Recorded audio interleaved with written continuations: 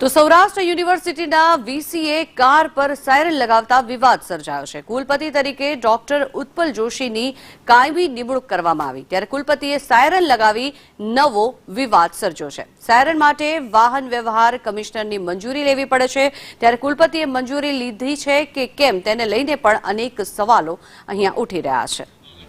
તો મહત્વનું છે કે સૌરાષ્ટ્ર યુનિવર્સિટીના વીસી દ્વારા કાર પર સાયરન લગાવવામાં આવ્યો, જેના કારણે તેને વિવાદ સર્જાયો છે। કોઈપણ પ્રકારની મંજૂરી લીધા વિના સાયરન લગાવવામાં આવ્યું છે, ત્યારે અગાઉ ક્યારેક કુલપતિએ આ રીતે સાયરન લગાવી હતી કે કેમ તેને પણ લઈને અનેક સવાલો ઉઠી રહ્યા છે। ત્યારે યુનિવર્સિટીની છબી સુધારવાના બદલે દિવસે ને દિવસે અનેક વિવાદોમાં સપડાઈ રહી છે। ત્યારે સરકારી કારમાં સાયરન લગાવવા માટે આરટીઓ કમિશનરની મંજૂરી જરૂરી હોય છે, જોકે એ મંજૂરી લઈને સાયરન લગાવ્યું છે કે કેમ તેની ચર્ચાઓ ઉઠી છે।